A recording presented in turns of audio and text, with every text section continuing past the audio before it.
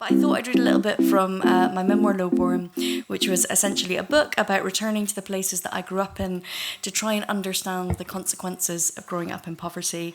And I hope this might talk a little bit about the barriers you can face when you're in the creative industries and marginalised.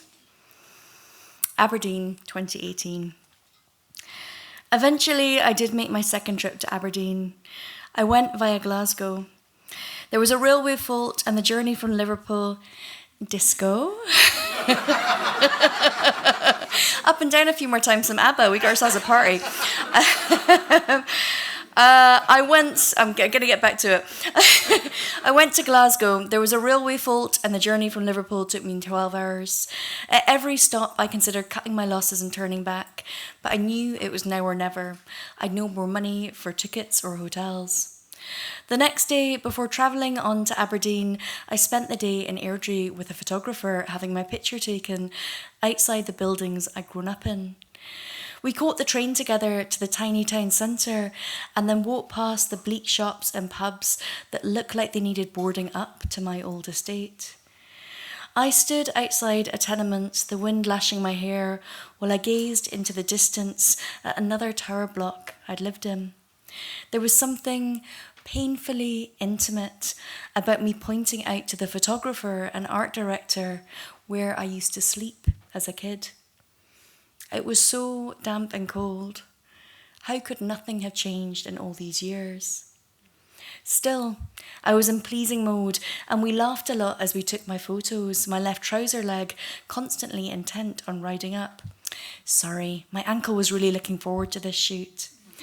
Between photo sessions, we spent the morning and the afternoon in the local Costa, talking about people we knew in common, our love lives, our jobs. As we left, the photographer, who had been so nice, turned to me and said, "Well, I don't think it was so bad growing up here." I nodded and raised my eyebrows. "Well, thank you. I look forward to everyone saying the same thing when the book comes out." But afterwards, sitting on a megabus to Aberdeen, weary from a travel sickness pill, the comment kept coming back to me. Why make it at all? Was it meant to be reassuring? You're not as bad as you think. Or an assertion of his own ability to tough something out, though I knew, because we discussed it, that he hadn't grown up like I had. Perhaps. I know it wasn't meant to be unkind. But it did make me think of all the other times that people who've had no experience of poverty, of estates or disadvantage, inadvertently diminish the difficulty, the damage it does. As the pretty countryside rushed by, lush greens and dark bruised purples, I realised, perhaps for the first time, why people say those things. Because deep down, they know it is an unfair system, but to admit that would be to accept that they have contributed to it and benefited from it.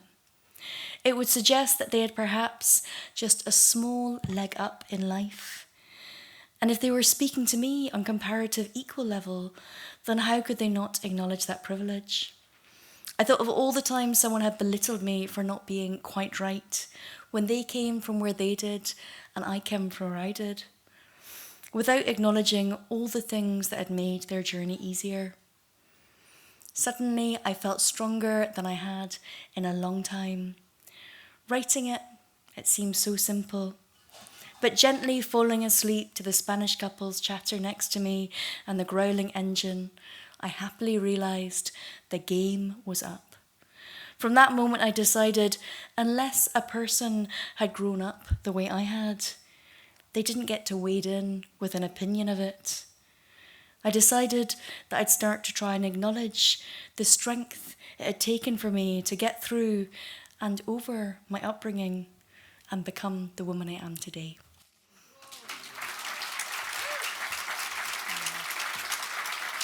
Thank you, guys.